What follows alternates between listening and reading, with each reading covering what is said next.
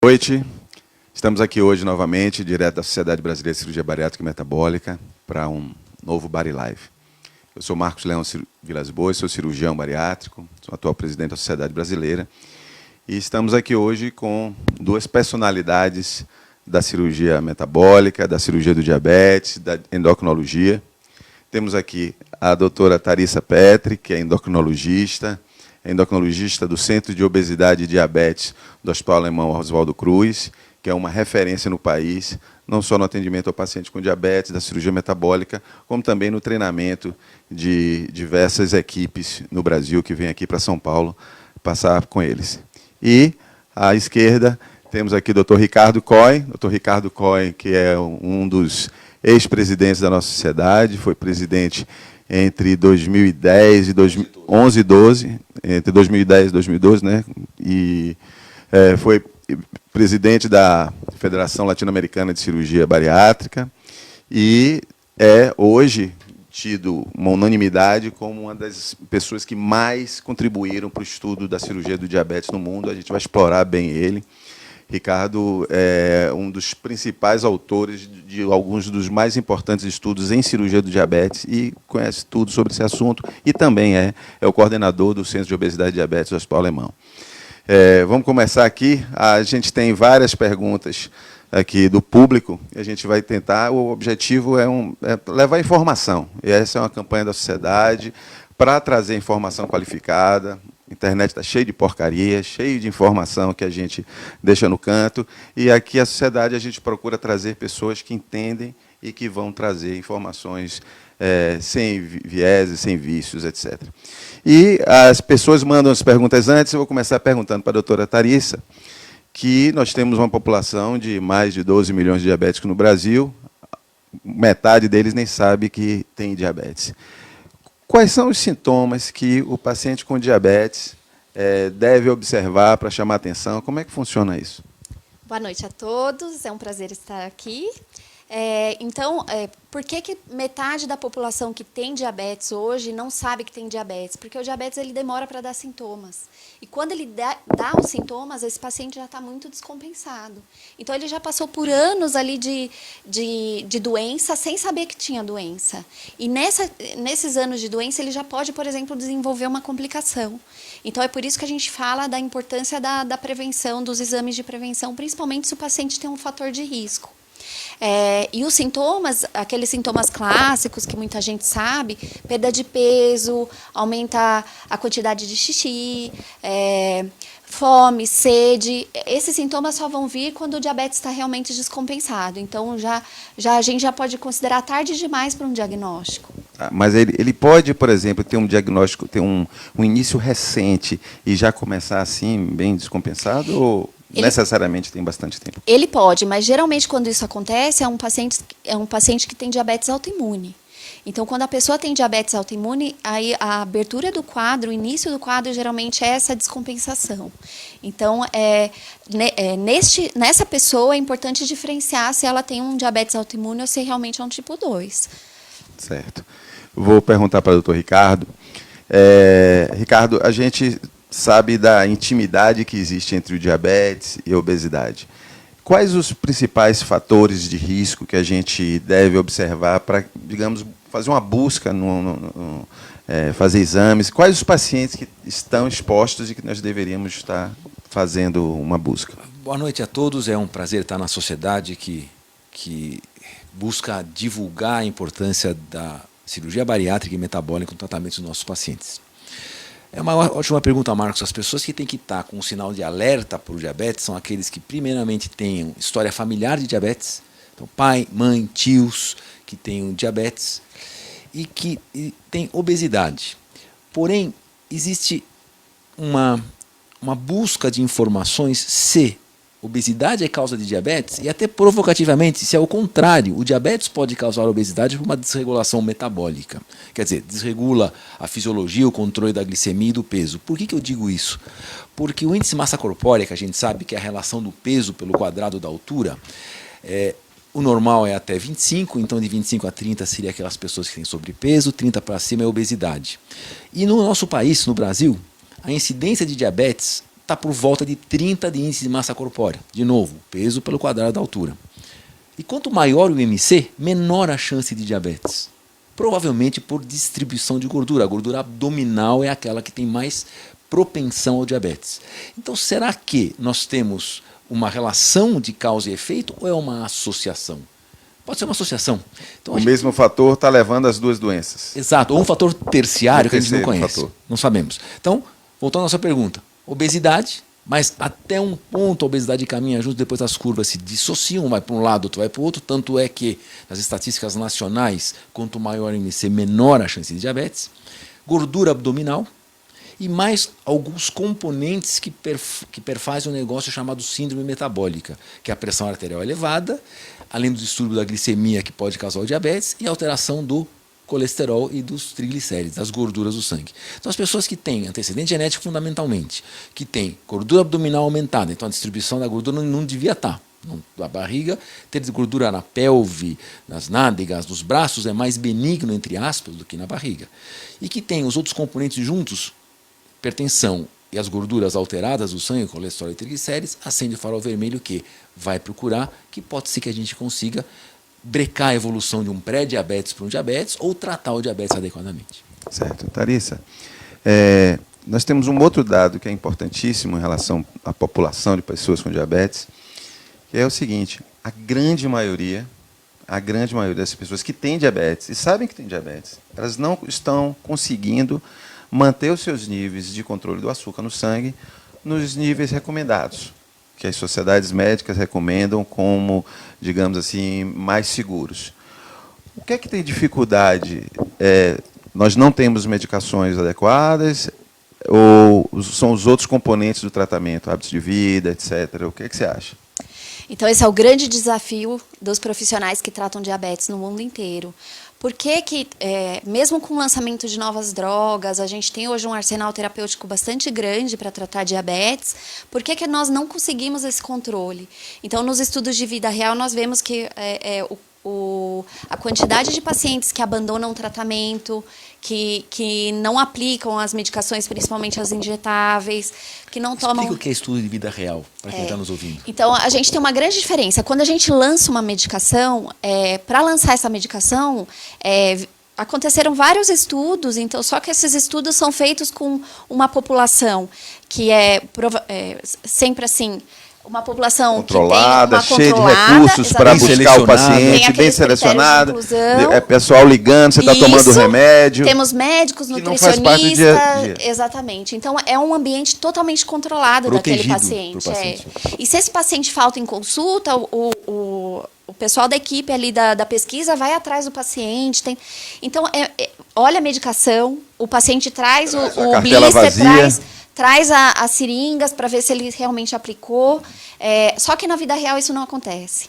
Então, muitas vezes o paciente não consegue a consulta no tempo adequado, que seria no mínimo a cada 3 meses com o endocrinologista.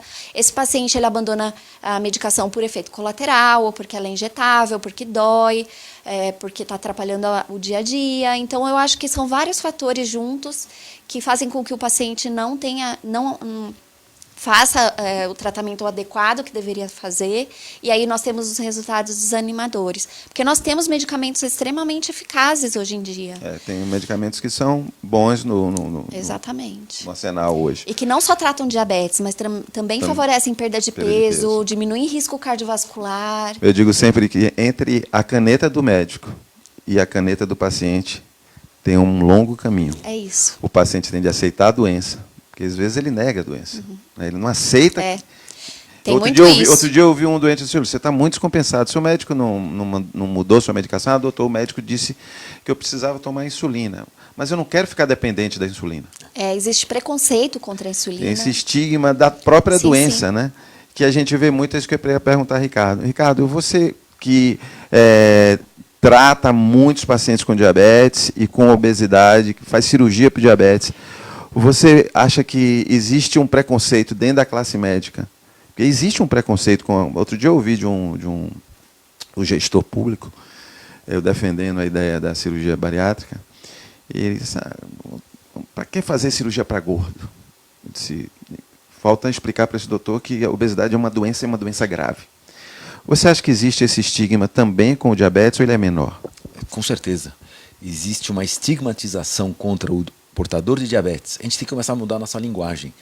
O doente é portador de diabetes, é portador de obesidade, como ele é um portador de um câncer de mama, um câncer de próstata, portador do vírus HIV.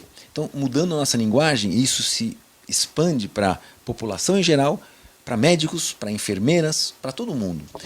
Porque a estigmatização é grande. Tem uma pesquisa, não é nacional, mas uma pesquisa feita nos Estados Unidos e na Inglaterra, onde se perguntou qual é a causa da obesidade e do diabetes. 80% dos perguntados respondeu: eles são preguiçosos e não sabem viver e comem errado. E nós sabemos que não é o caso. Isso talvez perfaça um percentual pequeno das causas de diabetes. Colabora, mas não é um fator fundamental. Então, sem dúvida, hoje, os portadores de diabetes são tão estigmatizados quanto os portadores de obesidade. Existe uma pequena diferença. Diabetes causa... Conhecido como uma doença mais, né? É porque causa lesão renal que vai para diálise, transplante renal, ele causa algumas Talvez tenha um pouco coisas. mais de medo em relação ao diabetes do que... Porém, continua aquilo. Ele é diabético porque ele comeu muito doce. Continua. Obviamente, isso não existe. Não existe. Isso não existe. Então, a estigmatização existe. Nós temos uma campanha mundial para tirar essa estigmatização dos portadores das doenças, que são doentes como qualquer portador de doença crônica. Mas qual o papel da dieta, da alimentação? A alimentação equivocada em relação à origem do diabetes, por exemplo? A origem, talvez a gente não saiba responder muito bem essa pergunta, né? Mas no controle tem total importância. Por exemplo, o indivíduo que toma a medicação adequadamente, que faz atividade física, ele pode continuar comendo doce, por exemplo? Paciente com diabetes? Ele é um Não, Com paciente diabetes. com diabetes. Com Paciente com diabetes. diabetes. Então. Tomando antidiabético oral. E ele... Como é que vocês lidam com isso no dia a dia? Então, hoje, o tratamento do diabetes, ele não visa só a hemoglobina glicada. Isso é importante a gente falar.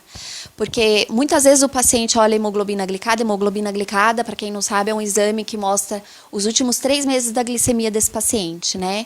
Então, não é só a hemoglobina glicada. Os estudos mostram que se esse paciente tem uma variabilidade glicêmica, se eu tenho uma glicemia que sobe, desce, Picos e vales, né? sobe, desce, eu tenho mais complicação. Picos e vales. Exatamente, é isso. Teve um artigo há um tempo atrás que falava assim, sobre picos e vales na glicemia. Né? E a hoje- importância de evitar essa variabilidade. Isso. E hoje se fala muito de tempo no alvo. Então, Tempo no nós alvo. estamos buscando uma glicemia que fique maior tempo no alvo.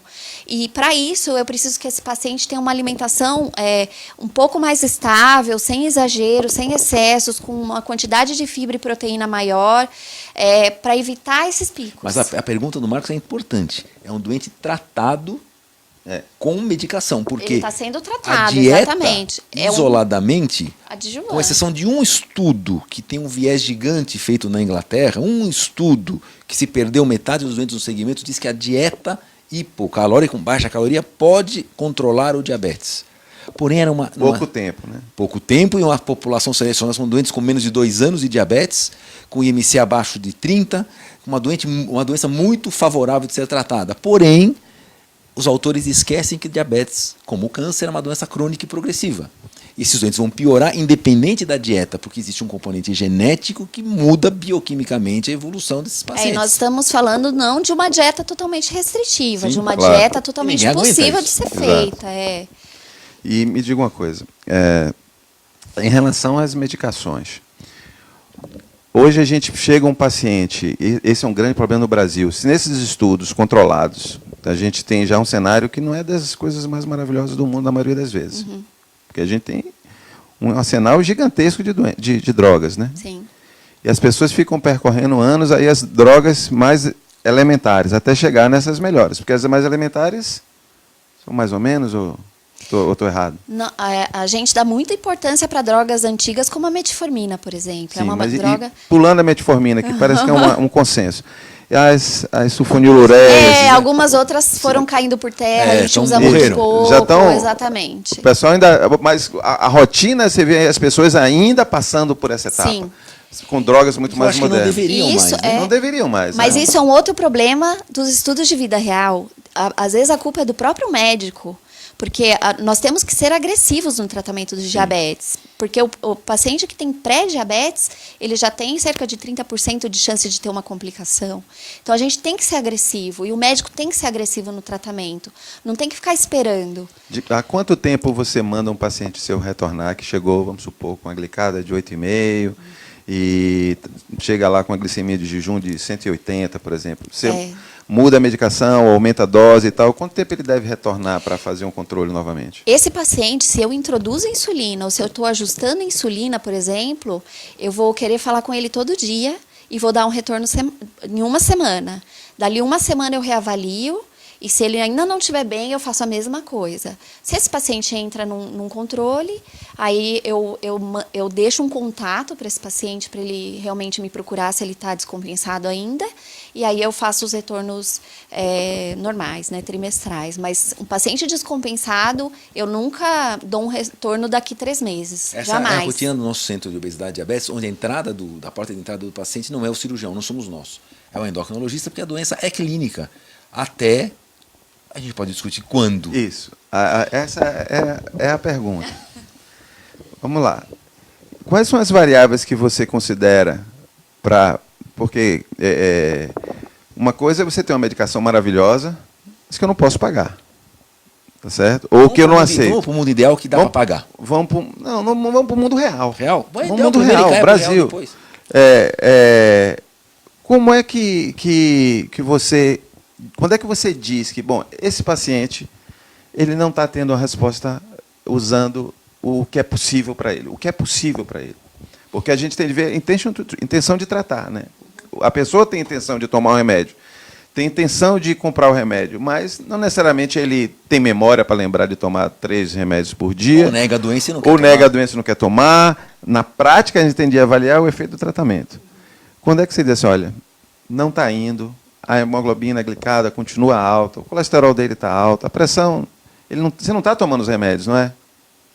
Mais ou menos. Quando é que você diz assim, olha, esse paciente ele vai se beneficiar da cirurgia metabólica?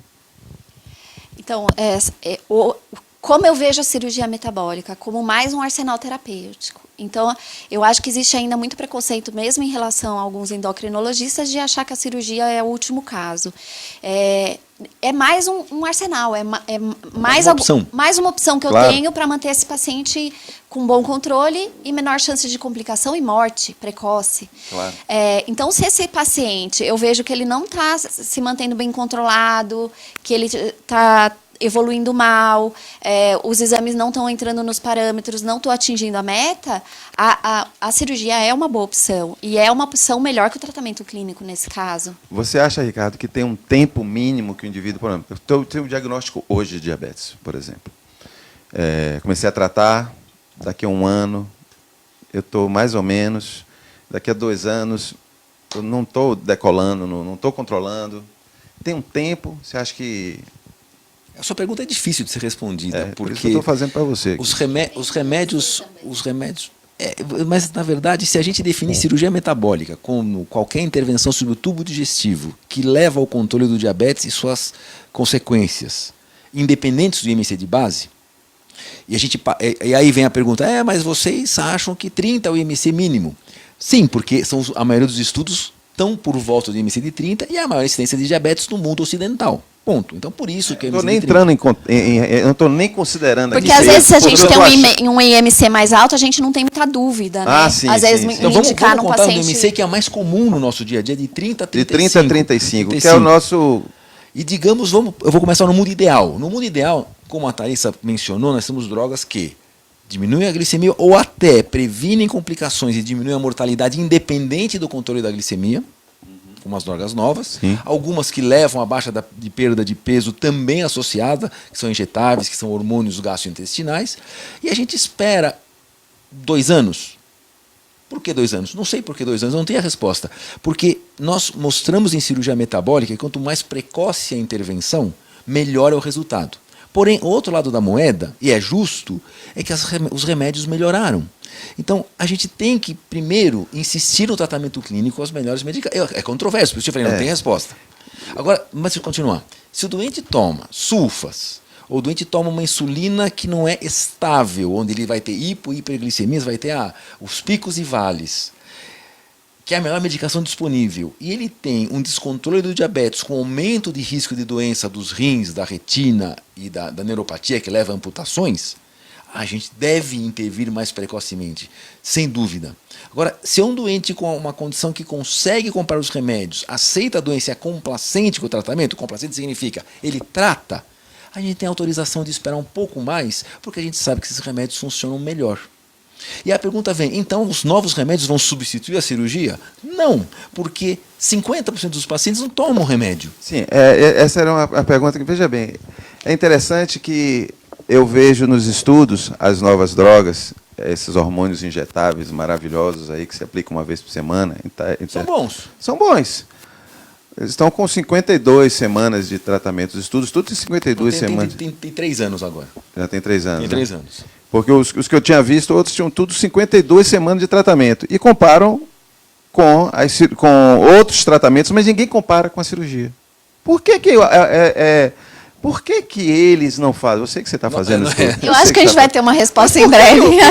Por que os laboratórios fazem Sustain, que é o nome do estudo? Sustain 1, 2, 3, 4, 5, 6, 7, 8, 9, 10. Mas não tem nenhum comparando com a cirurgia. Por que a responsabilidade de comparar com a cirurgia é nossa? Se nós mostramos, através de inúmeros estudos, que a cirurgia foi melhor do que o tratamento clínico, com todas as drogas que existiam, e surge uma nova droga, essa nova droga não deveria fazer um estudo comparativo com a nossa cirurgia? Sem dúvida. Para dizer assim, bom, até agora o campeão era esse, porque quem desafia o campeão. Sim. Não é verdade? Na verdade, nós não somos os campeões. Não, estou falando em eficácia. Mas nós somos os campeões, porém, a percepção é que a cirurgia é algo agressivo, que a cirurgia é algo que tem complicações, o que não é verdade. Não é verdade nem no mundo real, nem nos estudos. E no mundo real é muito mais fácil a gente reproduzir a cirurgia do que o tratamento clínico. Qual é a diferença da cirurgia no mundo real? A gente falou da diferença do tratamento clínico no mundo real para o tratamento clínico nos estudos. Sim. Tem diferença da cirurgia no mundo real para a cirurgia nos estudos? Não. É o que eu te digo, nós conseguimos nivelar resultados, complicações, reoperações, recidiva, volta do diabetes, volta da obesidade no mundo real e no mundo ideal. E isso é verdadeiro, e eu acho, nós estamos atrás de um estudo que comentamos na semana passada, e pegar doentes de 10 anos de cirurgia que não foram seguidos, nada, e ver como essas pessoas estão, e pegar um grupo controle de doentes que tomam remédio 10 anos depois que não voltaram no médico. Se eu encontrar 60%, 70% vivo, ou não infartado, ou não dialisando no grupo clínico, eu vou conseguir encontrar 70%, 80% de doentes muito bem obrigado no grupo cirúrgico, no mundo real, sem tratamento. Não estou pregando isso. A gente pulou uma etapa aqui que eu acho que é importante. Assim, eu queria que você definisse para as pessoas, que as pessoas ouvem essa nova linguagem da gente falar de cirurgia metabólica, Sim. de cirurgia bariátrica. Existe diferença? O quê? Existe diferença. Cirurgia metabólica é toda operação que visa tratar o diabetes e suas complicações. Diabetes, independente do índice de massa corpórea.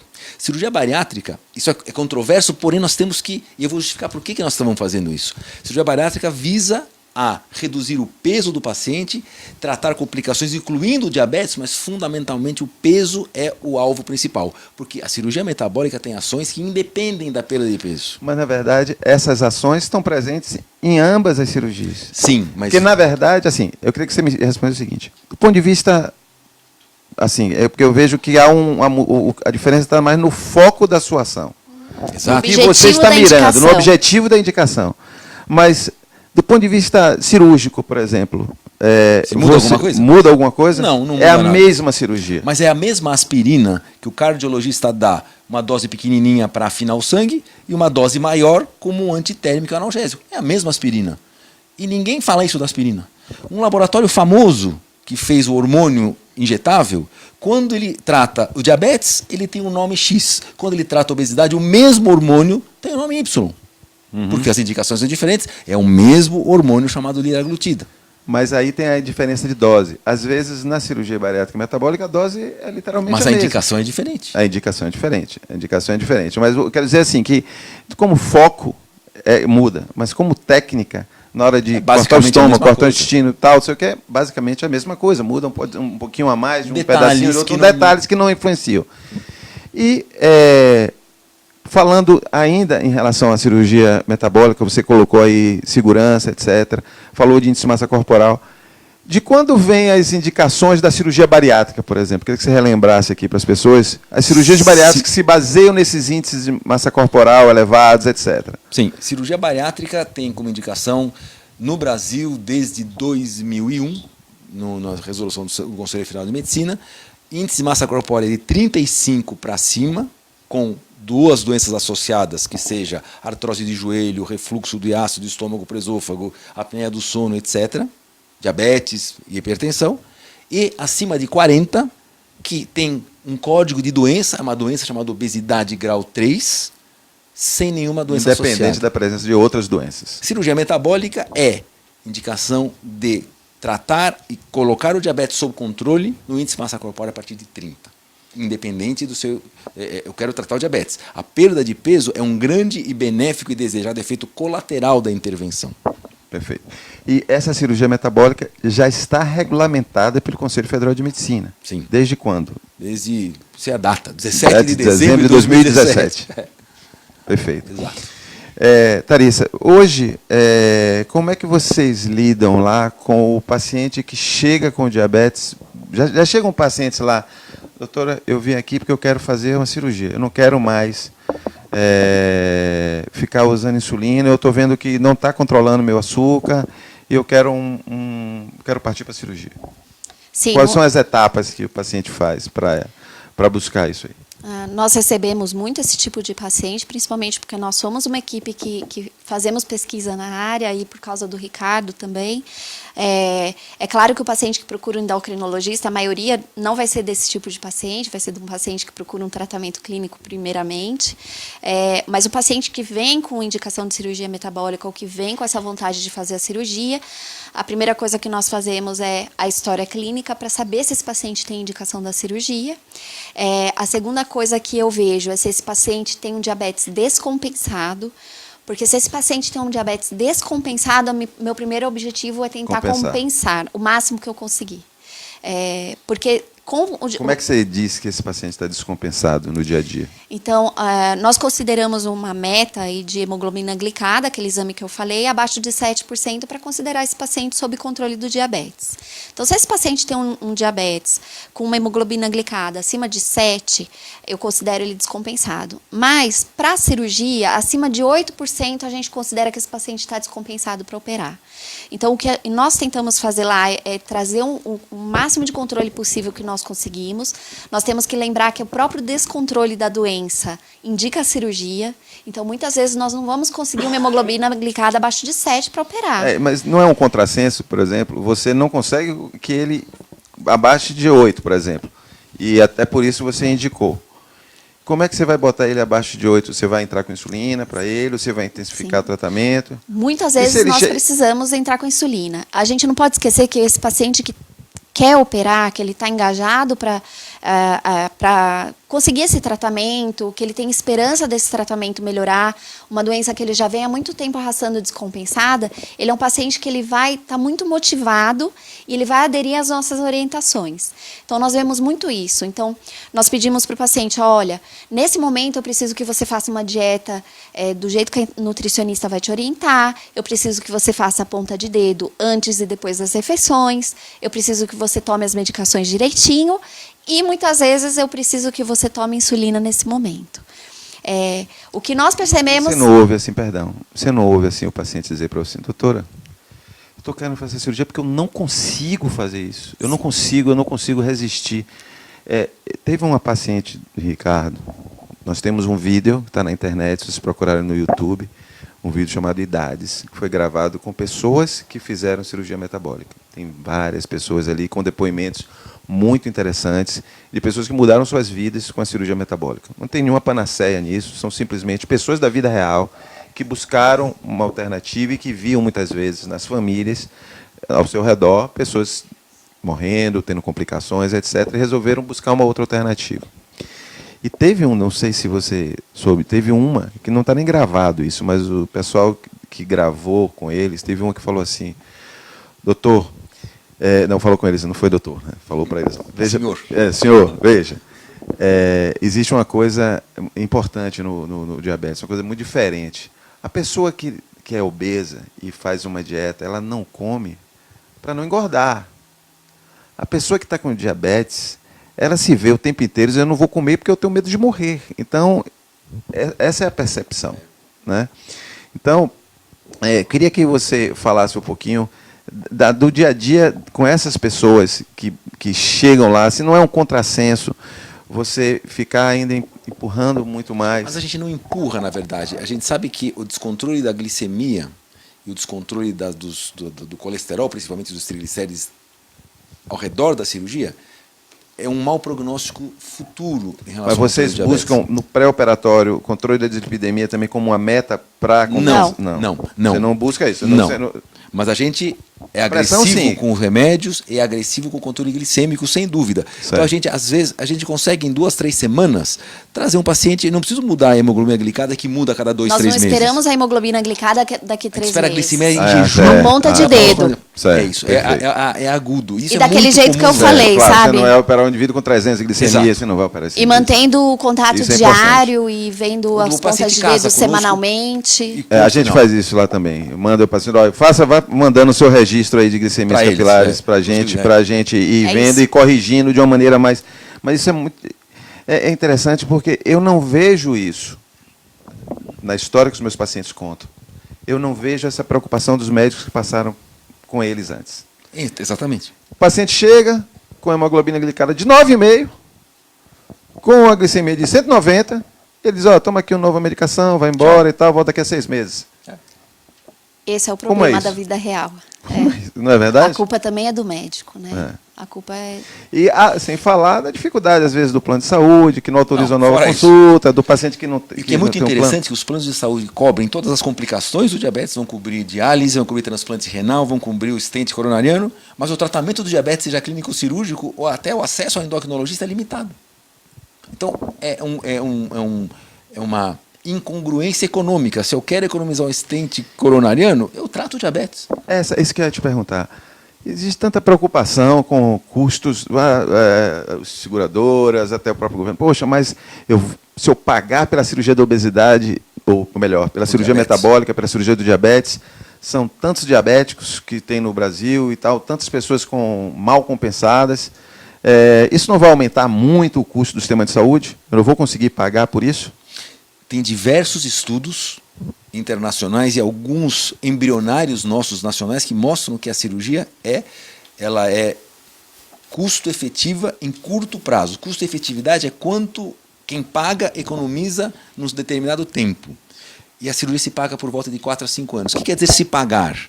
Ninguém dá dinheiro de volta para o plano de saúde. Que ela deixa de gastar com as outras doenças. Exato. Deixa de gastar com outras doenças, deixa de gastar com o doente indo procurar médicos e deixa de gastar acesso a pronto-socorro, exames, etc. E mais, um custo social pouco medido, que é o absenteísmo. O cara não vai trabalhar porque ele está com diabetes descompensado, porque ele está com a visão turva, porque ele está com neuropatia e furou o pé e tem uma úlcera plantar. Então, tudo isso é computado e a cirurgia em 4, 5 anos não tem mais esse custo. E é difícil de se estabelecer. No Brasil, as agências exigem que nós façamos estudos de custo-efetividade, de impacto orçamentário, e a gente não tem muitos dados. Mas a gente sabe a quantidade de pessoas que vão para hemodiálise, vão para transplante renal. E os operadores de saúde também sabem. Agora, existe uma questão interessante sobre custo-efetividade. Se no Brasil, operadores de saúde fossem obrigados a pagar medicação... Já estavam operando todo mundo. Estavam pedindo, pelo amor de Deus, para vir operar, né? Exato. Quem paga? Quem paga hoje é o paciente. É o bolso do paciente. Eu queria que você falasse, Tharissa, que no caso da cirurgia metabólica, assim como no tratamento clínico, vamos falar, o tratamento do paciente com diabetes. Porque, como você falou, a cirurgia chega como uma ferramenta a mais. Né? O objetivo ali da gente não é trocar uma coisa pela outra, manter o indivíduo controlado. Se você não está controlando com remédio, a gente adiciona a cirurgia. Se adicionando a cirurgia não precisar tomar remédio, ótimo. Não precisar, volta com remédio. O objetivo é evitar problemas e evitar mortalidade. É isso. Não é verdade? É fazer cardiologia preventiva. E aí depois eu vou perguntar para você sobre esses estudos novos que tem, muito bacanas, mostrando, para as pessoas entenderem em casa, né? Mas eu queria que você falasse a importância de controlar não apenas a glicemia, mas as outras variáveis todas que são importantes de lipidemia, que é colesterol aumentado, hipertensão, etc. É um conjunto, né? Acho que antigamente a gente olhava muito para o controle glicêmico. Então, o objetivo era ter a glicemia na meta, era ter a glicemia sob controle, e a gente não se importava muito com o resto. Mas a gente sabe que o paciente é um todo, e a gente vê pelas novas medicações que estão sendo lançadas e mostrando benefício cardiovascular, uma medicação que melhora lesão renal ou mesmo impede lesão renal ou diminui a progressão. Então, nós vemos que os próprios medicamentos hoje não olham só para a glicemia.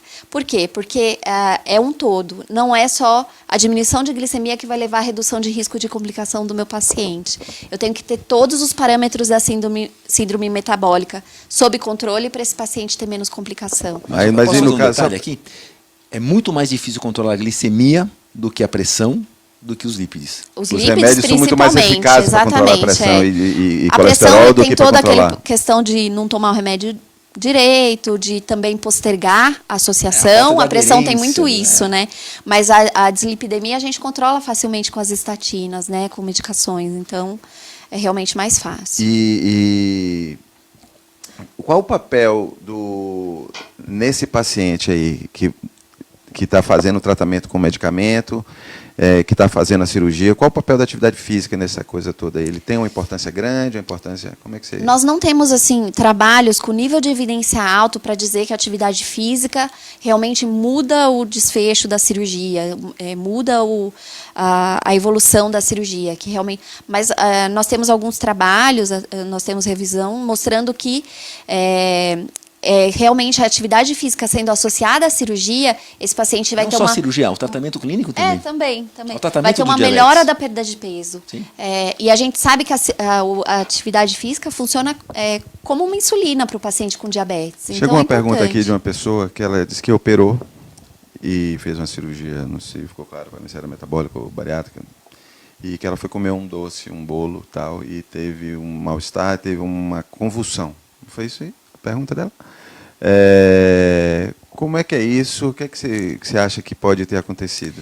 Então, vamos lá. Nós temos duas coisas, né? Nós temos, assim, uma coisa que acontece mais precocemente, então, antes de 6 meses a 1 ano de pós-operatório, que provavelmente é por distensão gástrica e efeito vagal, que a gente chama de dumping, né? Principalmente. A hipoglicemia, que é uma hipoglicemia hiperinsulinêmica após cirurgia bariátrica, é uma hipoglicemia como se fosse uma hipoglicemia reativa. E ela vai acontecer mais tardiamente, principalmente depois de 1 ano da cirurgia. Tá? Então, precisa ver até quanto tempo faz que ela operou. Mas é uma coisa que realmente acontece, a gente vê na nossa prática clínica, mas quase 100% das vezes nós vamos relacionar essa hipoglicemia a algum erro alimentar. E, geralmente, é um consumo de carboidrato simples, principalmente com o estômago vazio, sem associar fibra, proteína. Então, isso pode acontecer. A hipoglicemia que essas pessoas têm, que fazem cirurgia, que às vezes faz essa hipoglicemia paradoxal, uma hipoglicemia que não era para ter, teoricamente, porque ela comeu um docinho, então você não imagina, a pessoa come um doce, normalmente sobe açúcar, mas no caso da cirurgia, ele come doce e depois de um tempo ele tem uma queda da glicemia. Que é uma, digamos assim, é a demonstração da potência do tratamento, né? Sim, é exatamente Qual isso. é a diferença dessa hipoglicemia para a hipoglicemia do indivíduo que faz o tratamento clínico, seja com insulina e com as outras drogas, que tem também algumas hipoglicemias, e esse é um dos problemas do tratamento, né? É totalmente diferente. Então, a hipoglicemia por remédio, a insulina, por exemplo, é uma medicação que abaixa a glicemia. Se você não sabe, não consegue dosar a quantidade de insulina certa para o paciente, o risco de hipoglicemia ele existe, assim como outras medicações, como as sulfas, né, glibenclamida, gliclazida, são medicações que causam bastante mortalidade, né? Sim. Teve um estudo que mostrou que pacientes que até parou de ser feito. Exatamente, foi um estudo que foi pararam o estudo antes por conta do aumento do risco cardiovascular. Mas aumentou, morreu mais gente. Exatamente. Morreu mais gente tratando com remédio do que tratando com remédio mais simples. Exato. Então, você tratando muito agressivamente com remédio do que tratando... Causa aumento da mortalidade. E aí, Ricardo, que eu entro para você perguntar. Por exemplo, saiu agora recentemente esse estudo aí da Cleveland, que publicado no JAMA. Agora ainda nem foi, está no online só, por enquanto. mostrando uma redução dramática de mortalidade, mais de 40% de redução de mortalidade, ou seja, é quase o dobro para os que não fizeram a cirurgia. Não só de mortalidade, mas também de diversos problemas relacionados à diabetes. Composto de complicações. Queria que você comentasse assim, o impacto que a cirurgia tem, porque eu reputo a cirurgia como uma... Imagine se a cirurgia fosse uma droga, que você dá uma única vez na vida e você consegue, com aquela administração ali, reduzir 40% no risco de morrer. Sim. E não só isso, quais outras variáveis que a cirurgia metabólica tem trazido em termos de redução de problemas? A cirurgia metabólica, ela, além de controlar a glicemia através de mecanismos que dependem da perda de peso, que independem da perda de peso, ela leva a aumento do colesterol bom. É a única arma terapêutica conhecida hoje que aumenta primariamente, sem fazer outra coisa, o colesterol bom efetivo. O HDL. O HDL.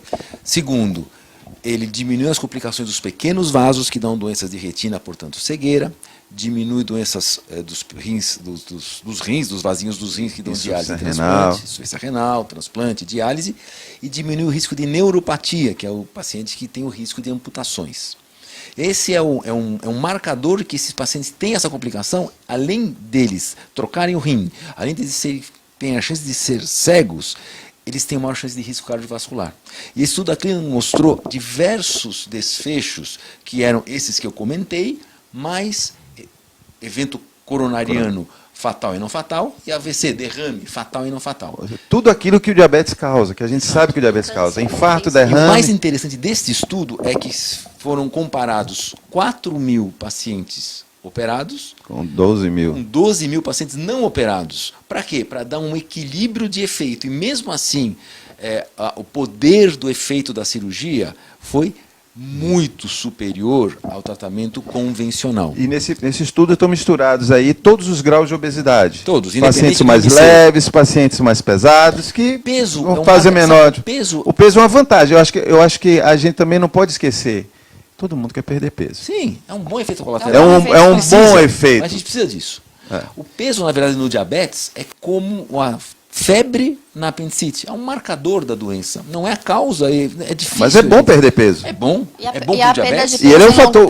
Também e a obesidade é um fator independente de risco também. Também. Então você tem um tratamento que é super potente para perder peso. Não que seja fundamental perder peso, mas você tem um tratamento que lhe faz perder peso de uma forma potente. Não é um benefício fantástico. Fantástico. E esse é o mais difícil de todos. É a melhor ferramenta, eu não gosto de falar de ferramenta, é o melhor tratamento para a obesidade hoje. É a cirurgia bariátrica. Portanto, perder peso mais ações antidiabéticas diretas, que independem da perda de peso, é um casamento ideal. Mas a gente tem que lembrar que não é tão maravilhoso assim. A doença é crônica e progressiva. E você colocou muito bem. Nosso objetivo é controlar as doenças. Se precisa de remédio ou não, de novo, o exemplo do câncer é sempre útil. Então, a gente tem um paciente tem um câncer de mama, um homem tem um câncer de próstata. Às vezes precisa fazer radioterapia, às vezes precisa fazer quimioterapia. E a gente vai fazer. E ponto final. Isso é interessante. Às vezes as pessoas... Se você tem um paciente com câncer, ele faz uma cirurgia, ele faz a cirurgia e depois faz a quimioterapia complementar, ele tem algum efeito colateral daquilo ali? As pessoas aceitam e entendem que aquilo ali é um mal necessário para tratar aquela doença que é muito grave. Por que as pessoas não têm essa percepção com obesidade e diabetes? Por causa ainda do preconceito. Da estigmatização da obesidade e da diabetes. Esse é o grande problema que nós temos. E outra coisa que a gente escuta é a cirurgia bariátrica é banalizada. Vamos esclarecer. Nós operamos vamos lá. 0,5%. 1%. Vamos ser otimistas. 0,5% mesmo. Tá bom. Vamos falar um. Tá bom, que seja um. Se eu operar 10 vezes mais, eu vou operar 10%. Se eu operar 50 vezes mais, 50%. O exemplo que eu amo dar é o seguinte. Vamos operar pacientes com câncer de estômago? 1% deles. Deixa o resto para lá. Isso é inaceitável. Inaceitável. E por que a obesidade e diabetes, que é muito mais frequente do que câncer de estômago, é estigmatizada e deixada do lado? Porque existe uma percepção incorreta. Esta é a luta mundial. A outra percepção incorreta, as pessoas acham que a cirurgia metabólica, a cirurgia bariátrica é uma coisa do outro mundo, Do outro mundo. Primeiro que o indivíduo não vai comer mais, o indivíduo não vai conseguir comer nada, porque ele vai vomitar toda vez que come. Mito, né? Mito. eu convivo com 50 mil pessoas do meu redor, do meu círculo íntimo, que são operadas. Às vezes eu estou sentado numa mesa que tem 8 pessoas, 6 são operadas. Todo mundo comendo, todo mundo bebendo, todo mundo vivendo sua vida normal. Mais normal do que antes. Muito mais normal do que antes. Eles estão agora vivendo uma vida normal, né? Obviamente tem as suas restrições, as suas limitações voluntárias, porque ninguém quer voltar a engordar, Claro. Então quem está gordo, quem está seriam as mesmas diabético, restrições quem de está antes, com né, alguma do doença que tratamento precisa clínico. controlar a alimentação, vai evitar alguns alimentos. Evitar de uma maneira geral, não eliminar todos os dias da vida. Bom senso. Bom senso. Então, e a outra questão é em relação à segurança. Qual é hoje o risco de uma cirurgia bariátrica ou uma cirurgia metabólica? Um diabético? Num paciente com diabetes. O risco de complicações é menor do que tirar um útero por laparoscopia. Se eu dissesse para você, você agora vai curar ou vai ficar com o seu diabetes bastante controlado, com a perspectiva aí de 50% de ficar livre dessa doença por uns 10 anos, vamos falar assim, para não dizer, Vamos ser modestos. para não dizer que eu estou dizendo que eu vou curar Sim. ninguém, você vai ficar sem precisar, vai ficar com a doença controlada por 10 anos. Para isso, basta tirar o seu apêndice.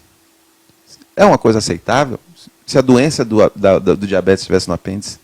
Seria aceitável. Seria Só que aceitável. nós temos menos complicações com A gente tem apendicite. menos. Não é verdade? É?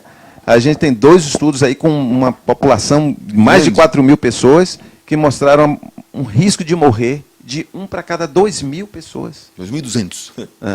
Isso é um índice muito pouco. É menor do que um apendicite, é menor do que uma cirurgia ortopédica. Vale até. lembrar que qualquer intervenção médica tem risco de complicações, incluindo os remédios. Perfeito. Então a gente precisa ficar de olho, porque a gente tem um custo-benefício, não é custo financeiro, um custo-benefício médico, que a gente tem que, obviamente, privilegiar a vantagem sobre a desvantagem.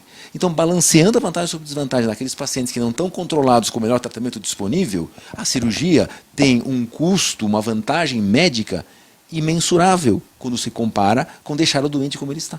Tá. Sem dúvida. Vou falar aqui, a gente está falando de. Vamos falar depois da cirurgia. Chega um paciente para você que estava tomando, sei lá, já insulina, 30 unidades de insulina por dia, tomava 2 medicações, tomava antipertensivo, tomava estatina. Primeiro, como é que você manuseia isso no pré-operatório para ele chegar na cirurgia? O que é que você suspende, o que é que você mantém, como é que funciona? Então, no pré-operatório, nós já tentamos fazer ajustes para medicações que sejam mais seguras em relação à hipoglicemia. Então, por exemplo, medicações como as sulfas, né, a glimepirida, glibenclamida, gliclazida, nós tentamos substituir. A própria insulina, se esse paciente precisa de insulina, nós tentamos usar insulinas que tenha menor potencial, né, de risco de hipoglicemia. E na própria internação, os nossos cirurgiões acabam fazendo um ajuste logo no pós-operatório inicial se o paciente usa insulina da Ele insulina. usa a insulina de ação lenta, você mantém. Mantemos, no porque dia nós da queremos cirurgia, o maior controle possível. Na véspera da cirurgia mantém. Mantém. No dia da cirurgia você faz o quê? No dia da cirurgia o paciente está em jejum, então ele vai para o centro cirúrgico e passa o primeiro dia ali sem o cirurgião ainda liberar a dieta. Insulina regular se necessário. Exatamente. A gente Mas só nesse mantém dia ele não toma insulina lenta. Não. Só mantém a correção se necessário. Perfeito. No dia seguinte, os nossos cirurgiões, o Ricardo é quase um endocrinologista, então ele precisa muito pouco da gente nesse momento. Ele avalia como ficou a glicemia desse paciente nesse pós-operatório, nesse primeiro dia de pós-operatório, e ele vai fazer um ajuste na dose de insulina. Então, muitas vezes ele reduz 50% da dose, ou até 25% ele mantém só, dependendo de como evolui esse paciente. Se eles têm alguma dúvida, a equipe de endócrino também faz ajuste.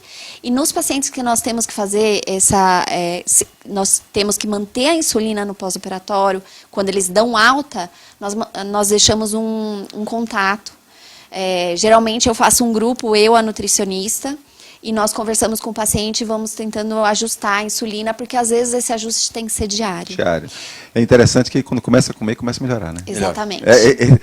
Assim, não tem nada que contrário do que a gente... Não tem nada mais marcante do efeito da cirurgia do que você observar que o paciente, às vezes ele está em dieta zero ali e tal, Ele não fica tão bem. Não está tão bem. No momento que ele começa a comer, a glicemia começa a baixar. A comida faz a cirurgia funcionar. A comida faz a cirurgia funcionar. O estímulo da comida, né? É isso mesmo. E vocês suspendem as estatinas antes, uma semana antes? Nós não suspendemos. Não. Risco de rabdomiólise, esse negócio não, né? Não, o risco é muito baixo, não suspendemos.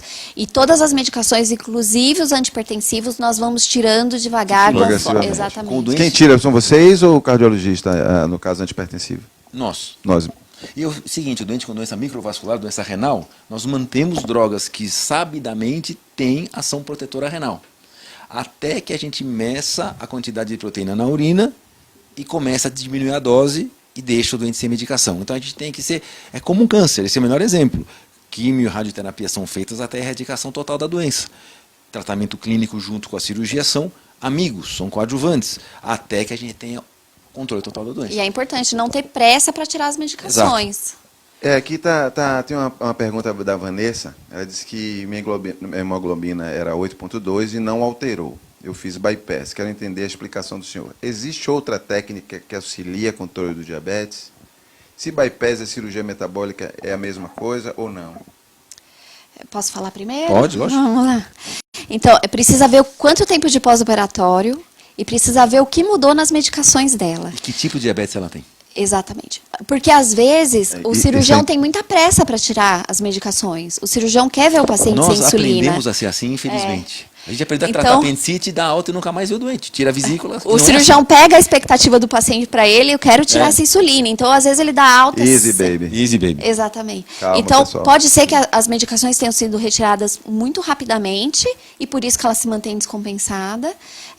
Ou é um diabetes autoimune. Ou é um diabetes, pode misturar. O que vocês fazem com metformina no pós-operatório paciente que vocês Mantemos. Mantém logo, mas dia 1, mantém dia A 1? única medicação que nós tiramos são aqueles chamados que aumenta a excreção de glicose pela urina. Por causa do risco de complicações. Cetoacidose.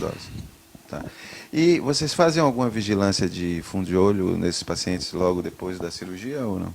Nós mantemos os mesmos critérios do paciente com diabetes, então, os não operados. Eu queria fazer uma parte nisso, né? Porque muitos endocrinologistas, alguns trabalhos que não têm grande nível de evidência, mostraram que piora a doença da retina com controle glicêmico. Quando ele tem a doença grave, né? Posso lhe dizer que, no nosso estudo, tanto no grupo clínico quanto no grupo cirúrgico, não houve piora, mesmo com controle glicêmico adequado. O nível de Isso evidência foram ainda é poucos baixo. estudos, né, que mostraram isso aí, Mas né? mostraram, Mostraram, ficou estigmatizado exato. que a cirurgia Mas que podia mostrou piorar. tanto nos pacientes que melhoravam com a cirurgia, quanto com alguns Clínicos, tratamentos exatamente. clínicos. Mas eu acho que é Parecia aí que vem aquela o medo. melhoria muito grande era agressivo para a retina. Não parece ser verdade. Certo. Tá. Você tem estudado muito a parte de benefício renal, né, Sim. Ricardo? E tem bastante benefício renal. E o que é que você mais... pessoas que já tinham doença renal instalada, tinham regressão da doença renal ou apenas evitava a progressão? Nós temos esse estudo que nós temos agora, que está em vias de publicação, é um estudo que tinha doença renal inicial. São aqueles doentes que vão progredir para a insuficiência renal a longo prazo. Então nós mostramos que a cirurgia, isso veio de dia a dia de consultório também, a cirurgia sim controla essa doença. E nós estamos em vias de começar um estudo de doentes pré-dialíticos, que vão fazer diálise. Aí a gente mata com uma cajadada 2 leões. Porque no país e no mundo inteiro, índice de massa corpórea acima de 32 tira o paciente da fila de transplante por aumento de complicações cirúrgicas. Então, mesmo que a gente não tire o melhor a função renal, melhora. Mas mesmo que não melhorasse, a gente reinsere esses pacientes na fila do transplante. Então, o rim funciona bem a cirurgia metabólica. Me fale um pouquinho, Tharissa, em relação nesses estudos que têm mostrado risco de AVC e risco de infarto. Como é que estão esses estudos? Como é que é a potência desses estudos com essas drogas novas? Eles mostraram uma grande melhoria também, né? Que era uma coisa que muitos não mostravam, e essas drogas novas, tanto as orais quanto as injetáveis, mostraram finalmente benefício cardiovascular. Nas orais, parece que mostrou mais com insuficiência cardíaca do que com infarto. Na verdade, infarto não mostrou nada, mas mostrou insuficiência cardíaca. Inclusive, parece que não tem nada a ver com diabetes. Nada a ver. O efeito dele é um efeito efeito da droga lá, independente. E o pessoal está advogando usá-las, independente do paciente ter diabetes. Exato. Isso. Não é isso? É exatamente isso. E agora eu queria perguntar para você, em relação a câncer, o que diabetes tem a ver com câncer? O que obesidade tem a ver com câncer? O que diabetes tem a ver com câncer? Obesidade tem tudo a ver com câncer, né? Então, teve um estudo enorme que mostrou a grande associação do câncer com obesidade. E por isso, eu tenho recebido muito paciente no consultório dos meus colegas oncologistas para realmente auxiliar na perda de peso por conta desse fator de risco que é realmente muito importante. O tratamento clínico para a obesidade é menos poderoso que a cirurgia. Exatamente. Então, os únicos estudos que mostraram que diminui a incidência de câncer são com cirurgia bariátrica. Exatamente. Porque é um tratamento muito eficaz que dura. Então, cirurgia bariátrica também pode prevenir câncer. Pessoal, deixa eu falar uma coisa para as pessoas em casa.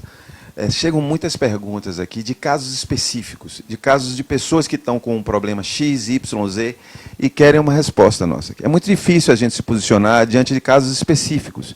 Casos específicos têm que ser vistos pelo médico, em consultório, onde vai ser avaliado caso a caso. Tá? Então, a gente evita trazer aqui para a discussão um exemplo específico de uma pessoa que tem uma doença no olho X, uma doença no rim Z, e que a gente não vai poder extrapolar sem ver a pessoa e fazer uma consulta online, certo?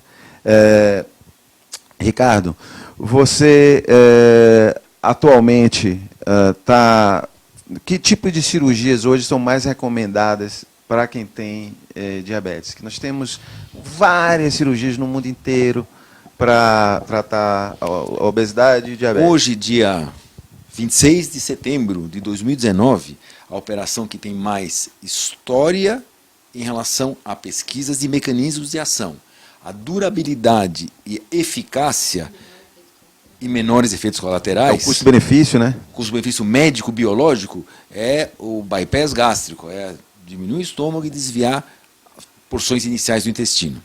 Que as outras não funcionam, não é isso que eu quero dizer.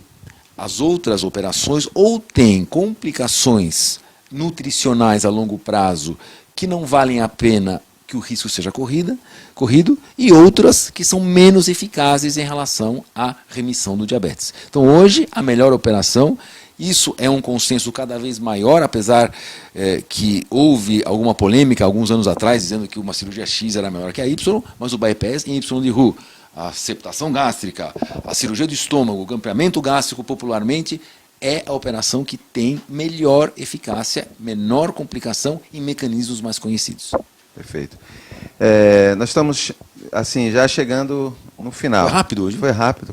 Quando o assunto é bom e a gente rápido. gosta, né? Eu queria que você falasse um pouco de como você está vendo assim, a campanha que a sociedade tem feito para trazer conhecimento da população e sobre a cirurgia metabólica, sobre o tratamento do diabetes. Acho que a nossa missão como Sociedade Brasileira de Cirurgia Bariátrica e Metabólica é educar nossos profissionais, e não só médicos, todos os profissionais que participam da rede de cuidados desse paciente, enfermagem, nutricionistas, fisioterapeutas, educadores físicos, endocrinologistas, cardiologistas, todos os istas possíveis, incluindo cirurgiões. Então é uma missão que a gente cumpre bem.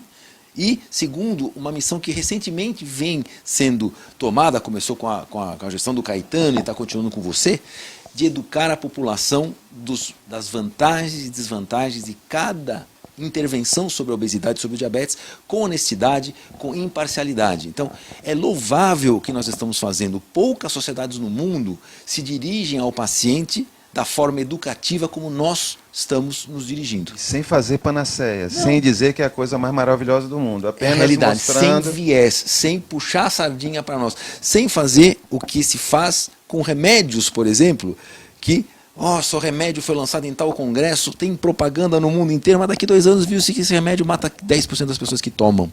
Acabou a propaganda. Nós não estamos fazendo propaganda, nós estamos mostrando que a cirurgia pode ser uma opção quando o melhor tratamento disponível com remédios, nós não defendemos cirurgia para todos, é impossível defender isso, é não honesto, inviável. Diabetes e obesidade são enfermidades, doenças clínicas inicialmente, e nós fazemos parte do tratamento quando esse melhor tratamento clínico não funciona ou o paciente não consegue acompanhá-lo. Eu recebi uma informação aqui que a gente pode avançar um pouquinho, alguns minutos. Okay. Não tem problema. Eu queria que estaria aqui, o endocrinologista que é o capitão desse barco, né? Mas num barco... Não dá tanta moral assim. Não, diz assim, olha, você é capitão. Capitão interino. Pode controlar o barco. Agora, eu velejo, eu sou velejador. Ok. No barco, você tem o timoneiro, que é o que está no leme ali, vamos dizer que o endocrinologista é quem está no leme. Mas você tem um monte de gente que trabalha ali. Eu tenho dito que o papel do cirurgião é entrar nesse meio aí, para o paciente ganhar tempo para encontrar com os outros, né? Quanto mais cedo a gente entrar aqui, mais tarde ele vai encontrar com o cirurgião cardiovascular, com o nefrologista, com o oftalmologista para fazer fotocoagulação e tal. Então, deixa a gente entrar aqui nesse meio. Você continua timoneando. Você continua no timão, a gente entra aqui para ajudar a ajustar as velas. Nós somos uma opção de tratamento, nós não somos... conceitualmente, o que nós queremos propagar e que nós fazemos no nosso dia a dia, nós somos um centro de obesidade e diabetes. Não somos um centro de cirurgia bariátrica, porque ela não tem um centro de insulina. Eu vou para o centro de insulina hoje, tomar insulina. Não tem. Ou vou no centro do Ozempic. Tu vai... Eu queria que você desse depoimento daquela pessoa, como o timoneiro do tratamento do diabetes, que lida com o que lida com o doente, que vê o doente retornando, como a gente vê naqueles depoimentos todos do vídeo Idades. Você vê aquela pessoa que vinha com a perspectiva de ver sua glicemia lá despencando e de repente faz a cirurgia e começa a ver a estabilização. Como é que é essa resposta dessas pessoas? De um paciente que não evolui como... Paciente que controlou, como é que é essa... Cara, foi bem, foi te procurar, você tentou tratar, não compensou, foi operado, está bem.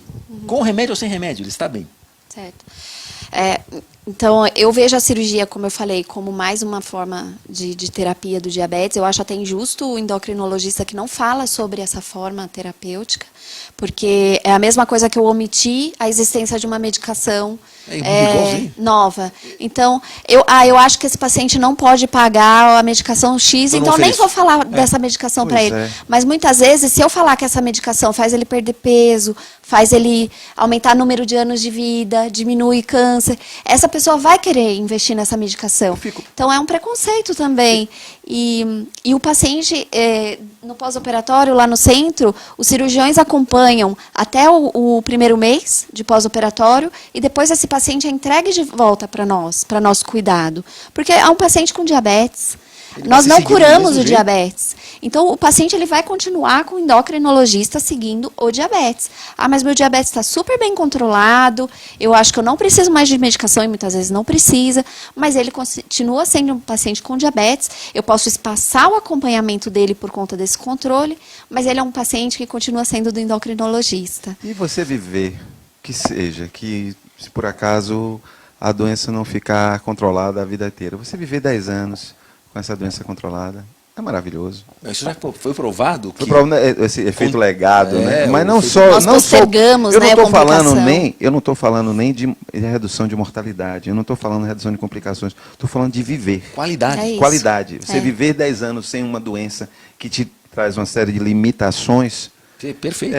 Faz muita coisa valer mais a pena. O que eu queria dizer, para você que está acompanhando aí pelo Facebook ou pelo Instagram, nós temos um site, que é um site institucional, que a sociedade apoia, chama vidanovametabolica.org.br, tudo junto. Ele tem um monte de informações, tem depoimentos de pacientes, tem várias experiências e é uma fonte de informação. Eu fico pensando, se eu encontrasse com um médico, depois de 10 anos eu tivesse diabetes, e encontrasse com o meu médico, 10 anos depois, eu tivesse com doença renal, precisasse ir para hemodiálise, ou tivesse uma lesão numa artéria da perna e precisasse amputar meu pé.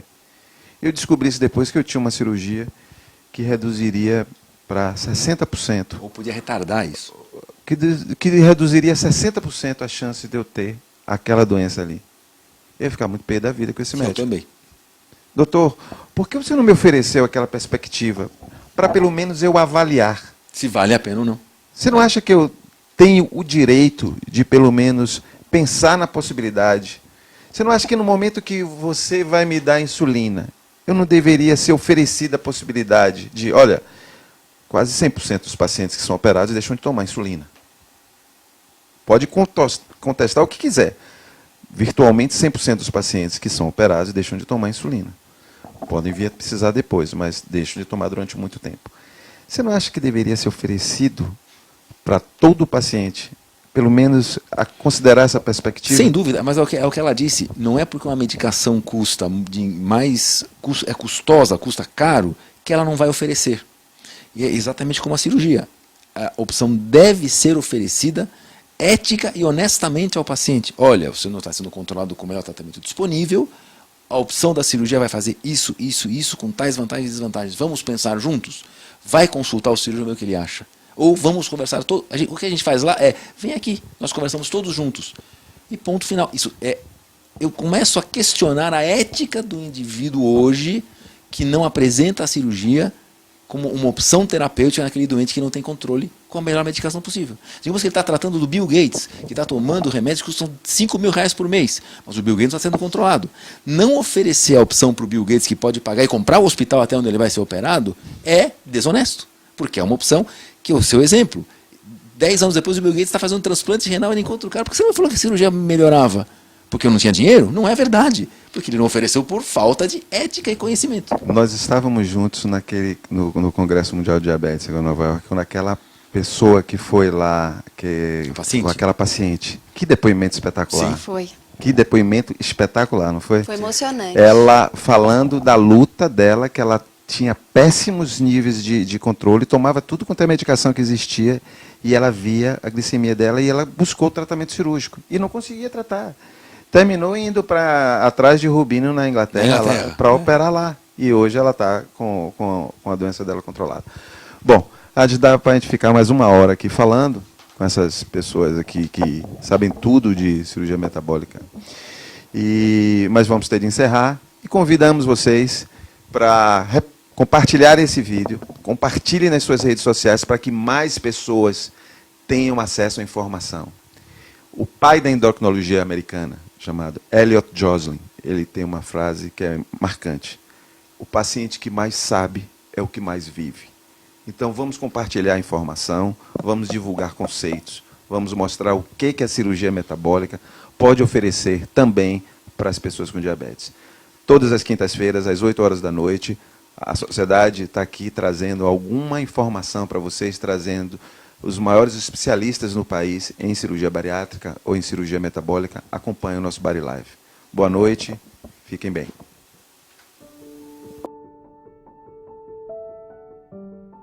Muito prazer, né? Assim, eu queria muito, né? Eu queria muito fazer essa cirurgia. E por causa da coluna até, né?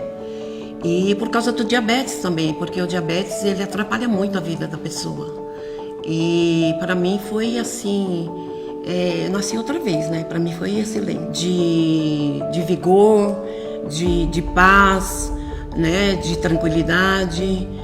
E hoje eu sou uma outra pessoa. Hoje eu consigo andar tranquila, eu sou mais leve, eu era muito pesada. O diabetes atrapalhava muito também, porque aumentava demais.